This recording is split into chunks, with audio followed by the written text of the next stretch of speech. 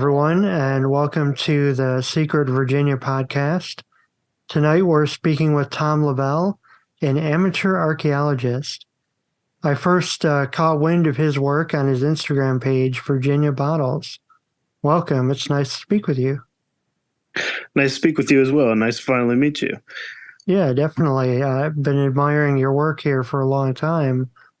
And why don't you give us a little bit of a background on what you do professionally, and then how you got into digging for bottles and where? It probably reaches back around 12 years ago.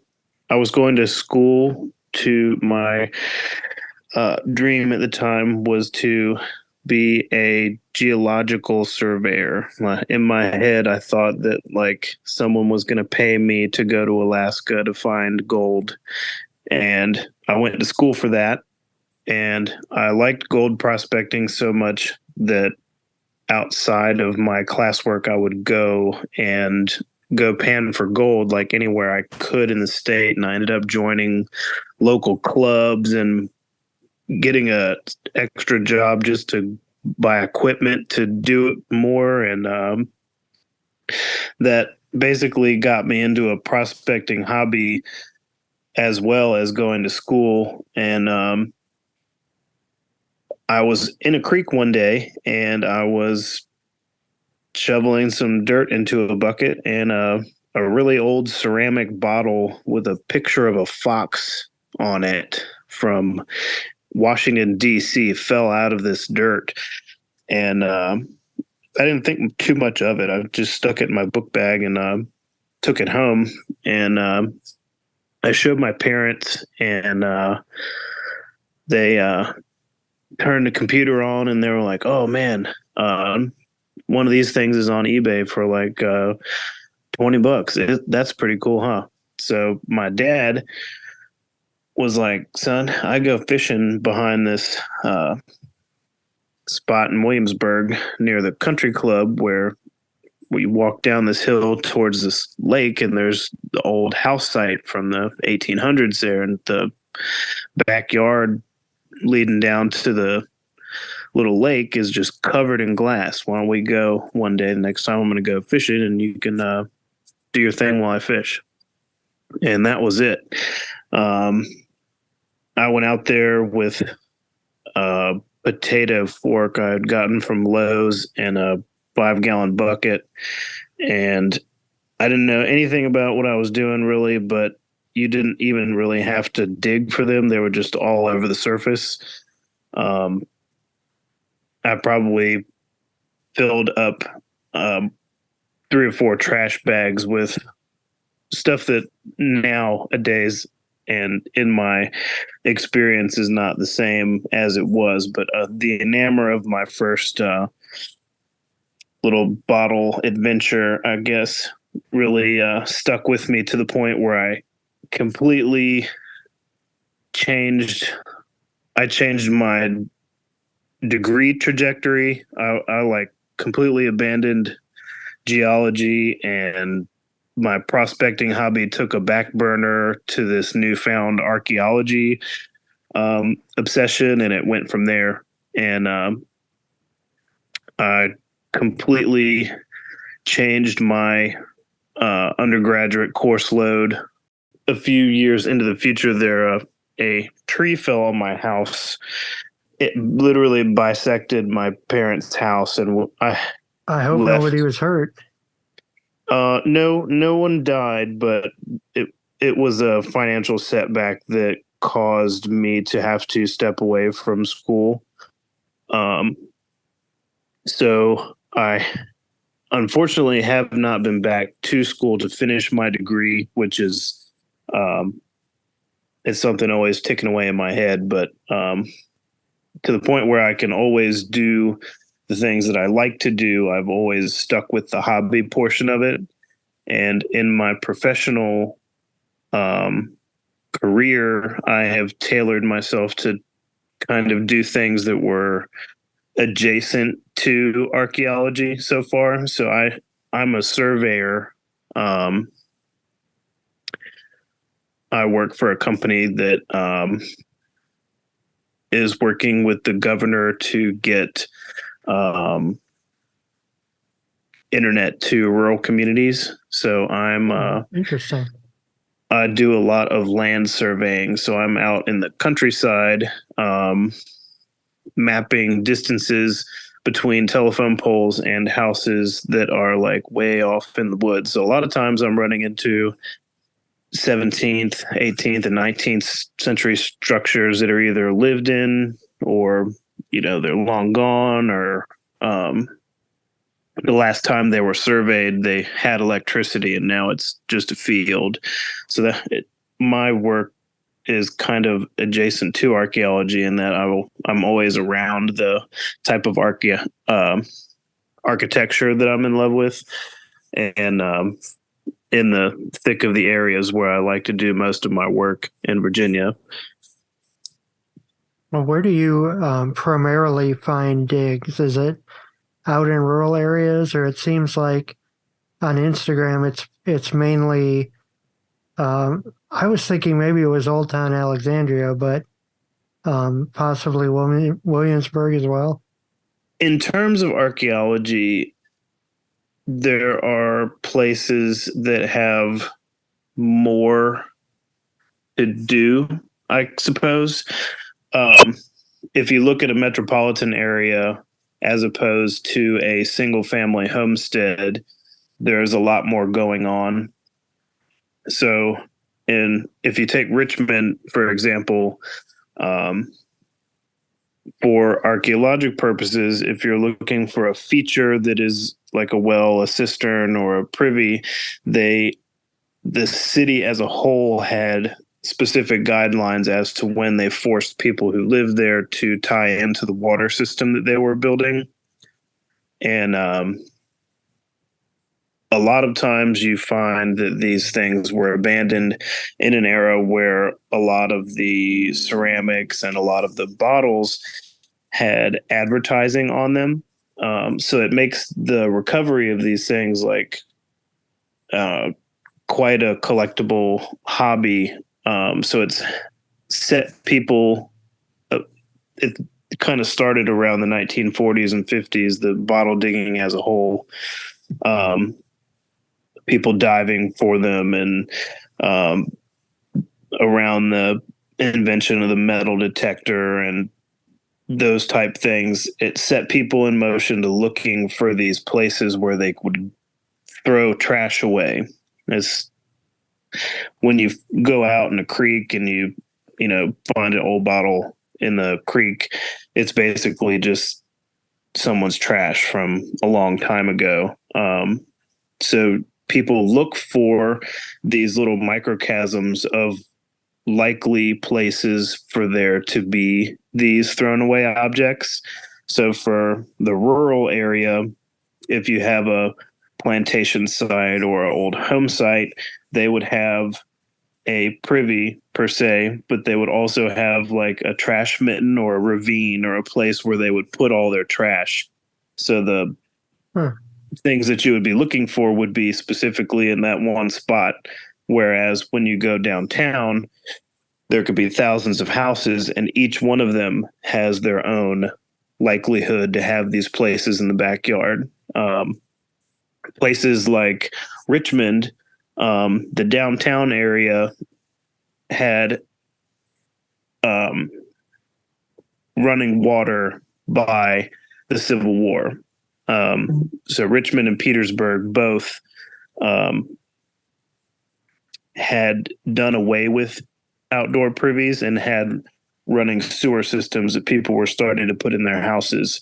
So that is much different than a town, say, like Alexandria, where they got running water at the turn of the century. So many more houses and many more people for a longer period were using these privies and throwing trash in them.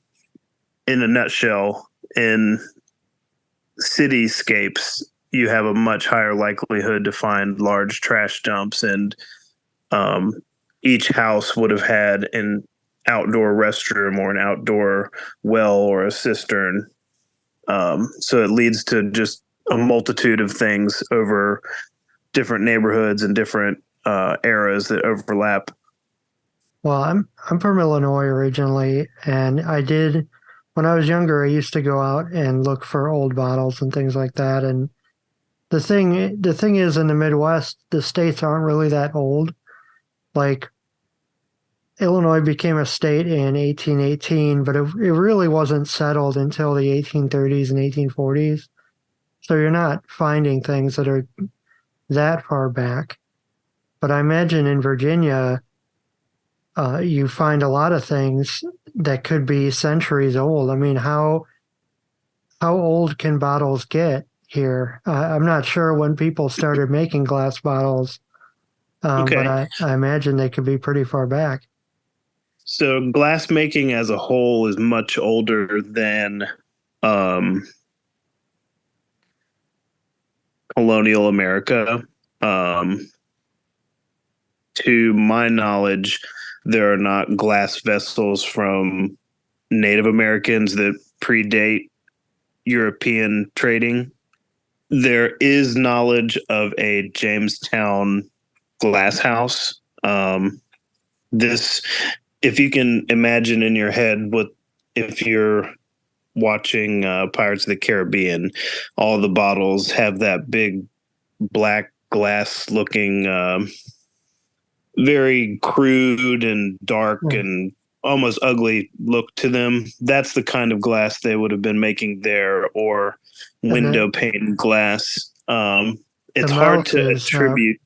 is pressed on, right? They didn't have grooving until much later. They would have applied the way they make glass is interesting now. It used to be a two-man job, and now a machine makes all sorts of glass receptacles now outside of glass blowing as an art form. Um, Once upon a time, one person would be blowing the glass, and the other person would be using tools to form the mouth and take the piece off of the rod that the gaffer was holding.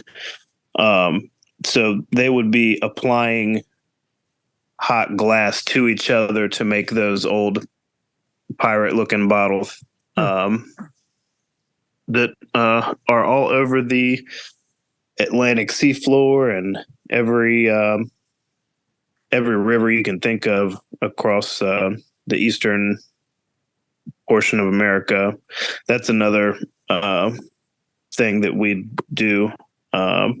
We go diving for them and looking in the rivers at old house sites and boat landings and places that people would have been frequenting in colonial times. So let me ask you this. What's the coolest thing you've ever found, and what's the oldest thing you've ever found? Okay. The coolest thing I've ever found, I would say, is there is a soda bottle from Virginia that has a patriotic eagle on the back of it. In the 1850s, the people of America could kind of feel the war coming, so there was this almost like fake patriotism where they uh, they would just Americanize as a union just about anything that they possibly could. So if you could imagine words on one side of a glass bottle that would display a guy's name or his address or what the soda or beer was, but on the back side of it, this really big eagle with a shield and it's holding olives and arrows. Um, it basically is a testament to this thing that they knew was about to fail. Um, and there are many, many, many examples of this in glass houses in Philadelphia and Georgia and South Carolina. Um, they're made for many different local vendors, but in Virginia, there's exactly one, and he's from Alexandria. And the bottler is J.M. Roseberry. He was he was a bottler of soda and mineral water on King Street in Alexandria, and it is probably the coolest thing I've ever found. And I've dug one in Alexandria and I've dug one in Baltimore, both in privies. Um, the oldest thing that I've ever found, um, we dug, there was a construction site in Philadelphia that was not having any archaeological work happen on it, and it was literally across the street from Benjamin Franklin's house. Huh. It was the site of the owner of the Worcester Glass Works, and his house dated to 1710, and the construction site had cut out 20 feet. So the only thing that you can see in this construction site is all of the building is gone, all of the basement is gone. It's just clay, but there's this round circle in the middle of the construction site, and it's the bottom 10 feet of this 30-foot privy that they had constructed for them to use the bathroom in the 1700s. And Wow. the very bottom of it had 1710 context, and that's the earliest stuff I've ever handled. Wow, that's incredible. So as a former treasure hunter, I have to ask you, what's your opinion of the Beale treasure? Do you think it was a hoax, or do you think there's something to it? The Beale treasure? Are you familiar with that?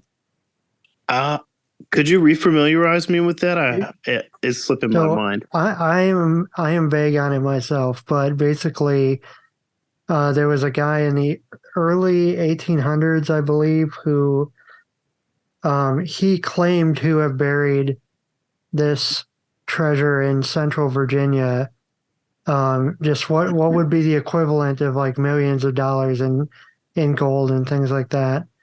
And he left behind three ciphers for people to solve. And I believe, like with confidence, two of those were solved. And then someone in the 1970s claimed to solve the third one, and he thought it was a hoax based on what he found. But a lot of, I mean, it's really famous. Like people have been looking for this, for over 100 years, and no one's ever found anything.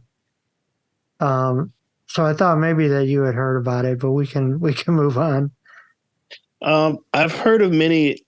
I have a book about treasure stories in Virginia, so I'm not saying that I have it, but it doesn't specifically ring a bell. I have heard many stories about the Confederate gold.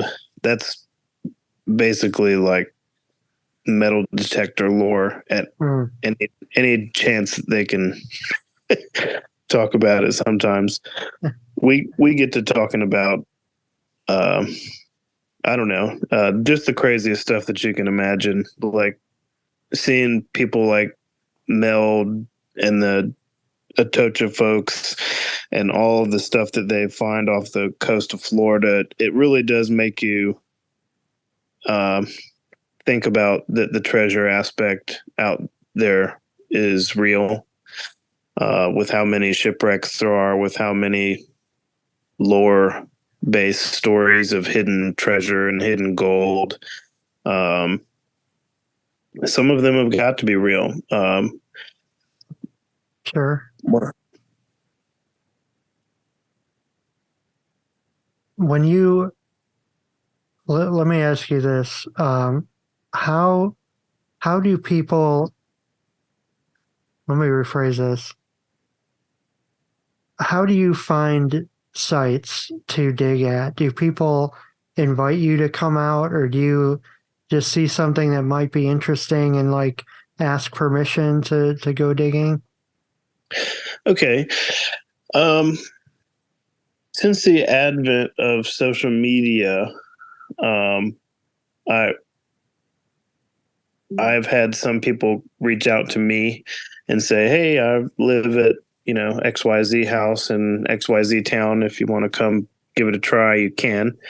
Um, those folks, I am forever indebted to, because that's um, outside of anyone coming to me and offering um, us a chance to do our thing.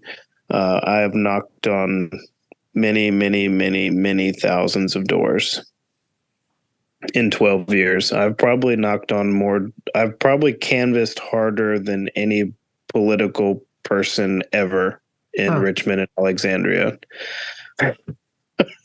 in terms of number of doors I've knocked on, to ask a crazy question. Are people usually receptive, or do you get doors slammed in your face a lot? Um, you get a mixed bag.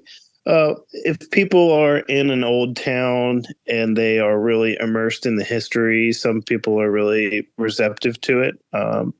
Folks in Richmond and Fredericksburg and Alexandria, places like that, are really, for the most part, history centric. So you get a lot of people who are willing to hear us out, but you also get uh, some folks who are um, not so receptive. Um, I've had guns stuck in my face a couple times. I've Wow. been threatened with my life. I've been chased off properties. I've been followed away from properties. Um, and I think that that's kind of like a protective thing, because some people in the past have been taken advantage of, um, especially in terms of metal detecting.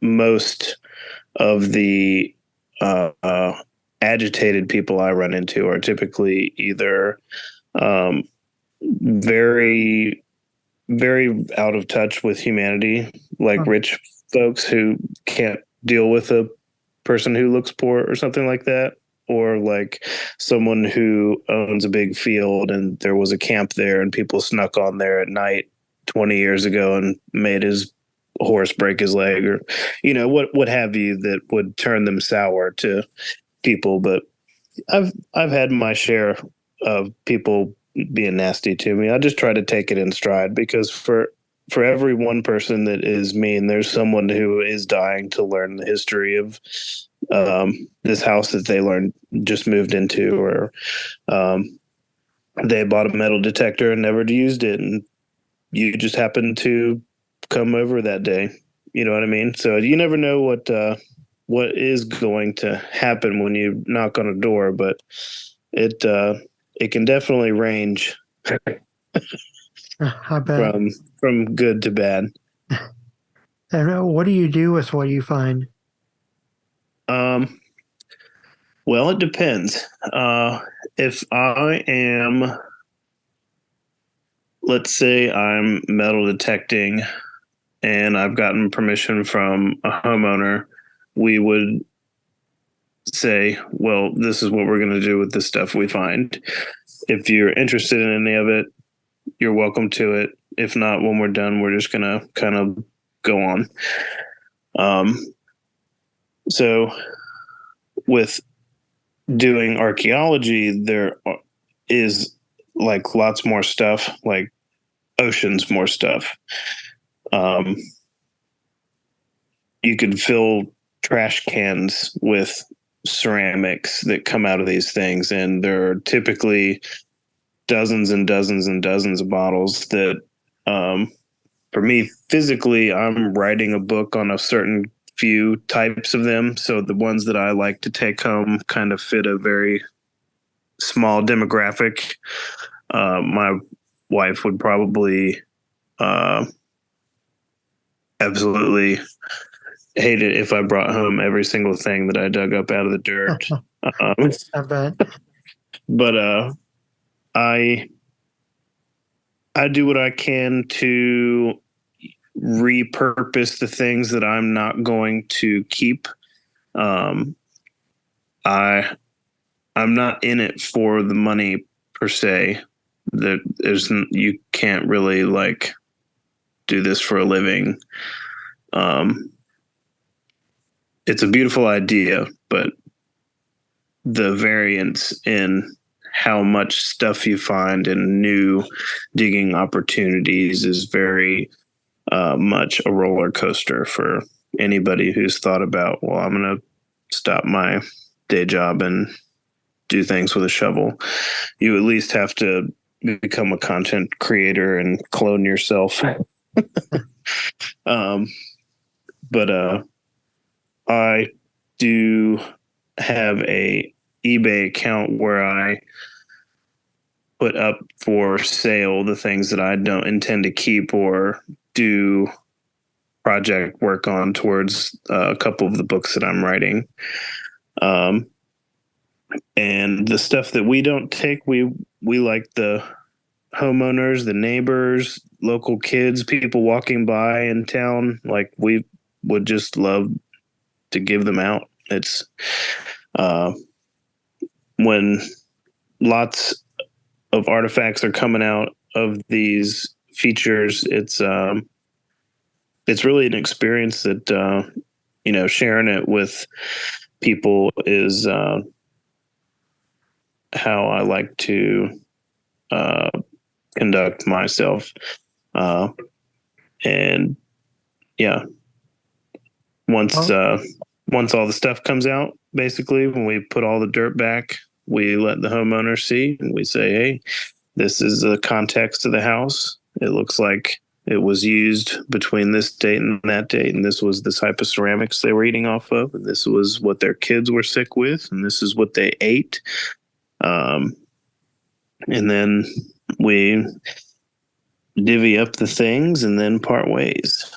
And sometimes I've done displays with ceramics that we glue back together. I've done displays of different bottles and just odds and ends that come out for people. It just is a variation.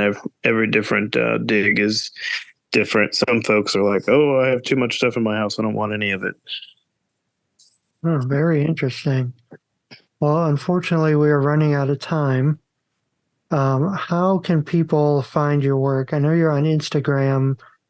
You said eBay too. Do you have any other social media? Yes.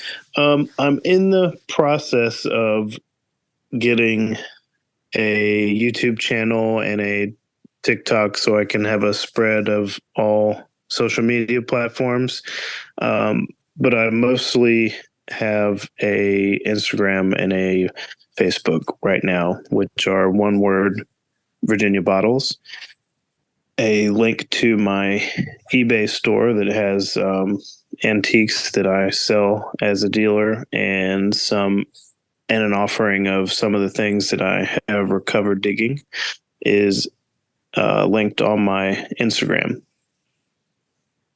All right, Tom Leveille, thank you very much for speaking with us. Thanks very much for having me.